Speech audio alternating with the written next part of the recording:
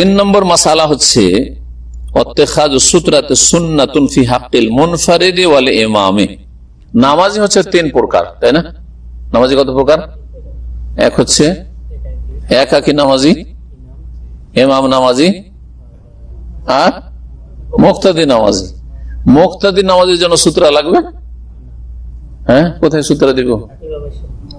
মুক্তাদির নামাজের সূত্র হচ্ছে ইমামের সূত্র, সূত্রাতুল ইমামে সূত্রাতুল লিমান খালফা।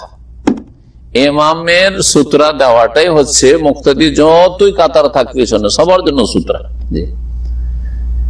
ইমামের সামনে দিয়ে যদি অতিক্রম না করে তাহলে আর কোনো অসুবিধা নেই। এই জন্য এখান থেকে আরেকটা মাসলা জেনে নেন যে 2 কাতারের মাঝখান দিয়ে যদি এপার থেকে ওপার যাতায়াত করে এটা নাজায়েজ নাই, যেটা অনেকে যায় না, যার ফলে ওই মাথায় খালি পড়ে আছে লম্বা চড়া মসজিদ, কিং ফাহাদ মসজিদের মতো দমন, হ্যাঁ, বা মসজিদে হারা, মসজিদ নববীতে এপার থেকে ওপার ওইদিকে সব খালি, কিন্তু রাস্তা কোথাও এদিক ওদিকে পেছন দিয়ে যাওয়ার উপায় নেই, 2 কাতার মাঝখান দিয়ে যাচ্ছে। অনেক জাহেলা বাধা দেয়।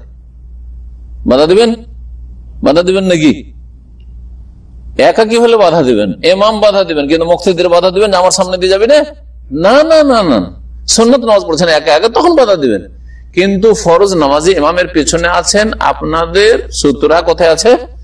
ইমামের সামনে আছে। ওইটাই 2 কাতারের মাঝখানে, যে কোনো 2 কাতারের মাঝখান দিয়ে এপার থেকে ওপার যদি যাই কোনো প্রয়োজনে কোনো অসুবিধা নেই, পুরোটা চলে যাক মাথা থেকে মাথা, অথবা কিছু অংশ যাক। জি, আর এই মর্মে হাদিস রয়েছে, নবী করিম সাল্লাল্লাহু আলাইহি ওয়াসাল্লাম মিনায় নামাজ পড়েছেন কাতারের মাঝখান দিয়ে, হ্যাঁ, এক সওয়ারি জানোয়ার জন্তু অতিক্রম করে চলে গেল, নবী সাল্লাল্লাহু আলাইহি ওয়াসাল্লাম কিছু বলেন, সাহাবীদের সামনে দিয়ে অতিক্রম করতে। সুতরাং যদি জীব জন্তু অতিক্রম করা যায় তাহলে হ্যাঁ মানুষ যায়। জি, এক কথায় একাকী যদি নামাজ পড়ে তাহলে সূত্র দেওয়া হচ্ছে অধিকাংশ ওলামাদের নিকটে সুন্নাত, যদিও কেউ কেউ ওয়াজিব বলেছে, কারণ নবী সাল্লাল্লাহু আলাইহি ওয়াসাল্লাম সূত্র দেওয়াও তোমরা বলেছেন। সেই জন্য অনেকে বলছেন যখন নবী সাল্লাল্লাহু আলাইহি ওয়াসাল্লাম হুকুম করেছেন তো তার হুকুম পালন করা উচিত, যতক্ষণ পর্যন্ত কোনো ইশারা ইঙ্গিত না পাবো যে না এটা ওয়াজিব না, এটা হচ্ছে সুন্নত কাজ। এইরকম ইমামের জন্য সূত্র দেওয়া হচ্ছে ওয়াজিব। ফাঁকা মাঠে নামাজ শুরু করছেন আর ইমামের সামনেও কোনো সূত্র নেই, আর বলছেন যে না এখানে তো কোনো লোক সামনে আসার কোনো সম্ভাবনা নেই। অনেকে কিন্তু এসব যুক্তি পেশ করে, সম্ভাবনা থাক আর না থাক, আসল হচ্ছে যে কি করতে ইমামের সামনে কি করতে হবে? সূত্র দিয়ে নামাজ পড়তে হবে। মসজিদ হলে তো ইমামের সামনে সূত্র আছেই, মেহরাব আছে, দেয়াল আছে, সূত্র আছে, ঠিক কিনা? কিন্তু খোলা মাঠে অনেক সময় সূত্র অনেকে দেয় না।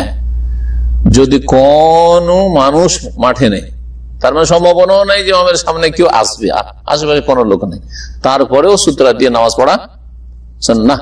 জি, ইত্তেখাযু সূত্রাতে সুন্নাতুন বলছেন যে সূত্রা ব্যবহার করা সুন্নাত ফি হাক্কিল মুনফারিদি ওয়াল ইমাম, একাকী নামাজীর ক্ষেত্রে এবং ইমামের ক্ষেত্রে।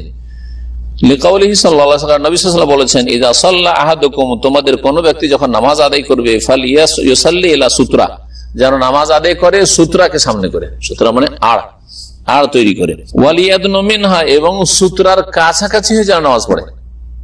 এটা আরেকটা মাসলা, সূত্রা সুদ দিয়ে দিলে হবে না, সূত্রার কাছাকাছি নামাজ পড়তে হবে। অনেকে সূত্রা দেয় কিন্তু দূরে, এখানে নামাজ পড়ছে আর ওই 4টা আমার সূত্রা দূরে হয়ে গেল না, সেজদার জায়গার পরে একটা বকরি ছাগল যাওয়ার সমান জায়গা রাখেন, তারপরে সূত্রা দিয়ে দেন, ব্যাস, বেশি জায়গা রাখেন।